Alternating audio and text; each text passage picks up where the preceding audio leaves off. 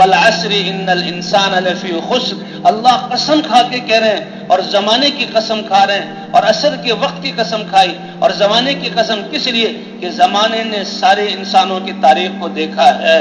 پوچھ لو زمانے سے، زمانہ گواہ ہے کون کامیاب رہا اور کون ناکام ہوا. کثرت میں نوح علیہ السلام کی قوم تھی اور نوح علیہ السلام کے ماننے والے 80 سے کچھ زیادہ تھے، تو بتاؤ کون کامیاب ہوا اور کون ناکام ہوا. روئے زمین پر سب سے طاقتور قوم جو پیدا ہوئی قوم عاد تھی. اللہ فرماتے ہیں التی لم یخلق مثلها فی البلاد، اتنے بڑے بڑے جسم دیے تھے کہ ان جیسا پھر ہم نے پیدا نہیں کیا، نہ ان سے پہلے نہ ان کے بعد. اور صرف وہی قوم تھی جس کا نام قوم عاد تھا. اپنی طاقت کے گھمنڈ میں آ کر اللہ کو بھول گئے. اللہ نے پکڑا نہیں، سرکشی کر رہے ہیں، ظلم کر رہے ہیں، زمین کو جہاں فساد سے بھرا ہوا ہے، بگاڑ پیدا کیا ہوا، لیکن اللہ نے پکڑا نہیں. اللہ نے نبی بھیجا اور نبی سے کہا دیکھو ان کو میرا تعارف کراؤ، ان کو میری طرف بلاؤ، ان کو لا الہ الا اللہ کے کلمہ سکھاؤ، ان کو میرا اتارا ہوا دین جس سے امن آئے سکھاؤ اور ان سے کچھ نہ مانگو. ہود علیہ السلام محنت کرتے رہے کرتے رہے کرتے رہے. چند لوگ سمجھدار تھے، وہ سمجھ گئے اور وہ ایمان لائے آئے. باقی اپنے عقل جہاں طاقت کی اکڑ پھونس میں سرکش رہے. اللہ نے ہوا بھیج کر ان کو اڑا دیا. جی ہاں، 7 لیال و 8 ایام. یہ ہوا انسان کے لیے کتنی ضروری ہے کہ آکسیجن یہ ہم سانس لے رہے ہیں اس کے بل بوتے پر جی رہے ہیں. یہ فالج کیوں گرتا ہے کہ دماغوں کی رگوں میں جہاں یہ آکسیجن پہنچنا بند ہو جائے اور وہ حصہ مردہ ہو جاتا ہے، انسان کا چہرہ ہی ٹیڑھا ہو جاتا ہے، انسان کا آدھا جسم مشلول ہو جاتا ہے اور یہ انسان بس صرف ایک زندہ لاش ہے، زندگی گزر رہی ہے. کیوں؟ اس آکسیجن کی وجہ سے. اب کتنی اہم یہ ضروری چیز ہے. اور اللہ کیسے آکسیجن پیدا کرتے ہیں؟ ہر انسان 1 منٹ میں 5 دفعہ سانس لیتا ہے. اللہ پورے جسم میں اس کو گھماتے ہیں اور اندر کی علائشوں کو لے کر یہ سانس نکلتا ہے، پھر اللہ صاف کر دیتے ہیں. تو اتنی اہم اور انسان کی زندگی کا دار و مدار جس پر، اسی کو اللہ نے ہلاکت کا ذریعہ بنایا. 7 لیال و 8 ایام. 7 راتیں مسلسل وہ ہاتھ چلتی رہی اور 7 ایک دن پہلے ایک دن بعد میں 8 دن وہ ہوا ان پر چلتی رہی اور اتنی تیز چلی کہ مضبوط جسم والے ان کو ہوا نے فضاؤں میں اڑایا تو اپنے گھروں میں آ کر اپنے بڑے بڑے گیٹوں کو بند کیا. ہوا گولائی میں گھومی، اس نے ان دروازوں کو اکھاڑا اور ان کو جسموں کو نکال کر فضاؤں میں تنکوں کی طرح یہ اڑ رہے تھے اور بے بس تھے اور ان کو جہاں گردنوں کے بل زمین پر پٹکا. اور پھر جب ہوا بند ہوئی تو ایسے پڑے ہوئے تھے بستیوں میں جیسے انسان جہاں کھجوروں کے لمبے درخت ایک دوسرے میں گھسے ہوئے ہوتے. اور ایمان والوں کی اللہ نے حفاظت کی، ایمان والوں کی حفاظت کی. ہود علیہ السلام اسی علاقے میں تھے. یہ کوئی 1-2 گاؤں نہیں تھے، یہ میلوں میں پھیلا ہوا علاقہ تھا. ہود علیہ السلام وہیں تھے، ایمان والے ان کے ساتھ تھے. اللہ کا حکم تھا اے ہوا نافرمانوں کو مت چھوڑو اور فرما برداروں کو ذرہ برابر گزن مت پہنچاؤ. ان کے جو دروازے ٹوٹ رہے ہیں، ان کے گھر الٹ رہے ہیں، ان کے جسم ہواؤں میں تنکوں کی طرح جو ہے اوپر جا کر فضاؤں میں جو ہے تیر رہے ہیں اور بے بس ہیں. اور ایمان والوں کے پاس سے ہوا ایسے گزر رہی ہے کہ ان کے کپڑے بھی جو ہے نہیں ایسے ہل رہے کہ ان کو تکلیف ہو، بالکل آرام سے. یہ ہے اللہ کا امر اور یہ ہے تعلق اللہ کا ایمان والوں کے ساتھ. جب ہوا بند ہوئی تو ایمان والے محفوظ ہیں، ہود علیہ السلام محفوظ ہیں اور یہ سب دعویٰ کرنے والے. اللہ کے نبی نے یہ بھی سمجھایا کہ ذرا سوچو تو صحیح، تم کہتے ہو من اشد منا قوہ، ہم سے زیادہ طاقتور اس کائنات میں کون ہے؟ تو کیا تمہاری عقل تمہیں یہ نہیں بتاتی جس اللہ نے تمہیں بنا کر یہ کمال والا جسم عطا فرمایا ہے، کیا تمہاری عقل یہ نہیں کہتی کہ وہ تم سے زیادہ طاقتور ہے؟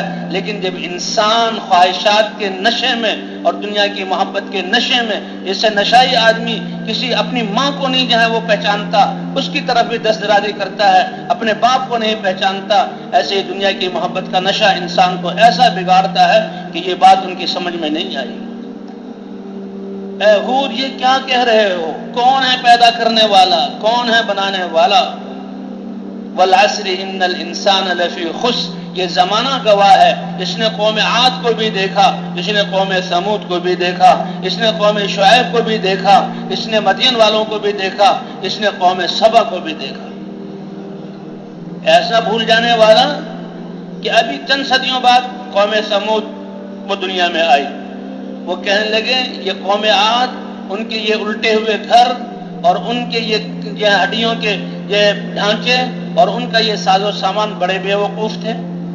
انہیں پتہ نہیں کہ دنیا میں ہوا بھی آتی ہے تو انہوں نے فضاؤں میں اپنا گھر بنایا.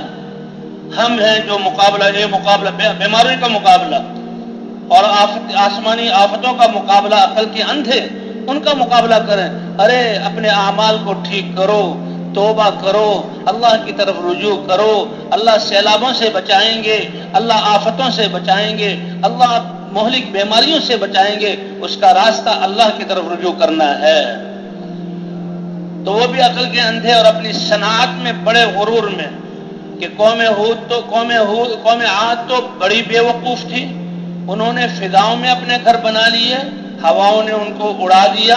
ہم پہاڑوں کو تراش کر محلے اور شہر پہاڑوں کے اندر جو ہے آباد کریں گے، گھر بھی بنائیں گے، ہواؤں کے پہنچنے کا نظام بھی بنائیں گے، روشنی بھی جائے یہ سارا نظام بنائیں گے.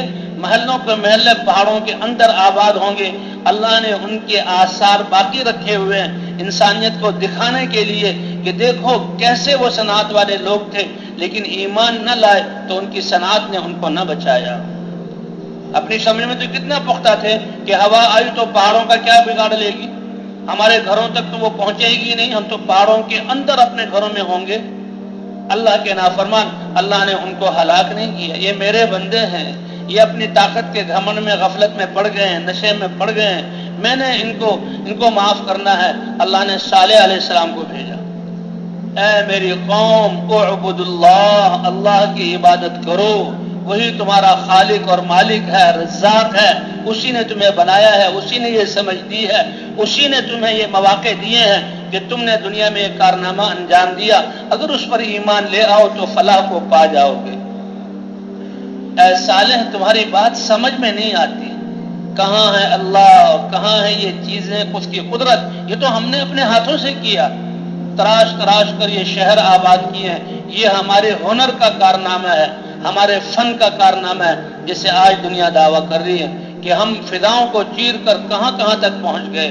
لیکن یہ اللہ کی ڈھیل ہے، اللہ نے یہ ساری چیزیں دی.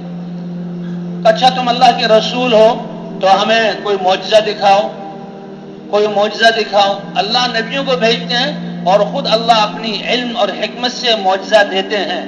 لیکن انسانوں کا زبردستی معجزہ مانگنا، کیونکہ وہ پتھر پھوڑ تھے، پتھروں کا کام کرنے والے تھے، پتھروں کو تراشنے والے تھے. اللہ نے معجزہ بھی ایسے ہی دیا کہ ایک بڑا پہاڑ، چٹان کی صورت میں ایک پہاڑ تھا، کا معجزہ دکھاؤ تو وہ پہاڑ ہلا اور اس میں تھر تھری پیدا ہوئی اور اس کے بیچ سے ایک اونٹنی، 10 ماہ کی گابھن اونٹنی سامنے آ گئی کہ دیکھو تم نے تو صرف گھر بنائے ہیں، یہ تو انسان کر سکتا ہے، اور میرا اللہ اتنی قدرت والا ہے کہ اس پتھر سے ایک جاندار اونٹنی جو 10 ماہ کی گابھن ہو وہ، اور اس نے آتے ہی بچہ دیا اور بڑی اونٹنی تھی. کہا دیکھو یہ اللہ کی نشانی ہے، یہ اللہ کی نشانی ہے. اب مان لو، کچھ لوگ ایمان لے آئے، لیکن ہٹ دھرم لوگ کہتے نہیں نہیں ہم نہیں مانتے اس کو. اچھا وہ اونٹنی بہت بڑی تھی، بہت بڑی اونٹنی تھی. جب چراگاہوں میں آتی تو سارے جانور ڈرتے اور جس کنویں میں منہ ڈالتی تو سارا پانی کھینچ لیتی. لیکن ایسا ہی نہیں تھا، بلکہ وہ دودھ بھی اتنا دیتی تھی کہ جس گاؤں جس علاقے میں وہ اونٹنی تھی اس کا دودھ اتنا نکلتا تھا کہ سارے لوگ اپنے برتن اس کے دودھ سے بھر لیتے تھے، سارے لوگ اپنے برتن اس کو بھر لیتے. اتنی بڑی نشانی کے باوجود بھی جن کے دلوں میں دنیا کی محبت اور اس کا نشہ تھا وہ اس کو نہ سمجھ سکے اور خلاف چلنے لگے. اس اونٹنی کو انہوں نے شہید کروایا. اللہ نے ایک چیخ بھیجی، ہوا نہیں بھیجی، فرشتے کی ایک چیخ ایسی کہ وہ اپنے گھروں کے بیچ میں تھے، اس نے کلیجوں کو پھاڑ دیا اور ایسا ہو گیا کہ یہ ہزاروں کی بستیاں اور یہ ہزاروں کی قوم کہ کوئی سانس کی آواز بھی کہیں نہیں رہی. فاصبحوا فی دارہم جاثمین، کہ اپنے گھروں میں گھٹنے کے بل اوندھے پڑے ہوئے تھے اور کوئی سانس لینے والی چیز باقی نہیں تھی. اللہ نے ان کو ہلاک کیا اور صالح علیہ السلام اور ایمان والوں کو بچایا. کتنے قصے اللہ نے بیان کیے. قسم ہے زمانے کی، سارے انسان نقصان میں ہیں، مگر وہ جو ایمان والے ہوں، ایمان سب سے بڑی دولت، ایمان سب سے بڑا یقین، ایمان وہ جو امن دلائے انسان کو. جب اللہ کی ذات پر ایمان ہے، یقین ہے اللہ کرنے والے، تو یہ انسان کسی حال میں پریشان نہیں ہو سکتا، اور اس انسان کو اللہ پریشان نہیں ہونے دیں گے. اسلام پر ہیں تو سلامتی ہی سلامتی ہے. ہم ایمان والے کہہ رہے ہیں امن نہیں ہے، تو یہ اپنے ایمان کی خیر منائیں. اسلام والے ہیں سلامتی نہیں ہے، تو ہم دیکھیں کمی کہاں پر ہے. یہ نبیوں کی محنت اسی لیے ہوتی ہے.